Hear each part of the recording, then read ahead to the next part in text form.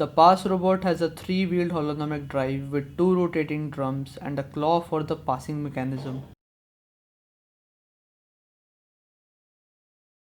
The claw picks up the tri-ball from the rack and pushes it between the counter-rotating drums to pass the ball at a high velocity. This claw design allows us to pick the tri-ball instantaneously without any deviation. The PR maintains a constant angle for picking each ball, eliminating any unnecessary motion and making the pass process a lot faster.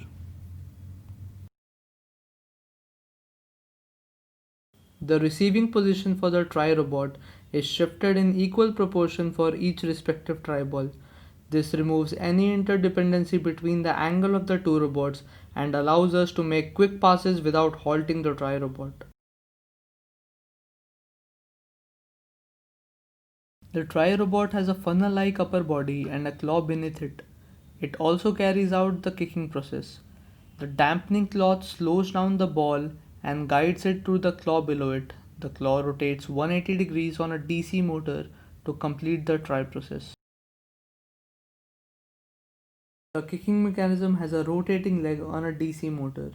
Our strategy involved kicking all the balls from KZ3 for maximum points. It is capable of hitting the kickballs from each of the three kicking zones for a successful kick.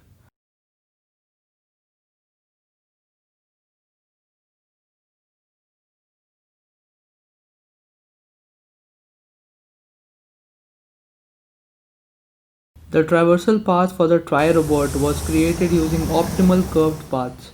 This allowed us to navigate through the obstacles while maintaining our high speed. These paths were carefully tuned according to our tri-robot's frame and the positions of the obstacles on the field. The culmination of all our mechanisms and our navigation path allowed us to achieve great speed and reliability.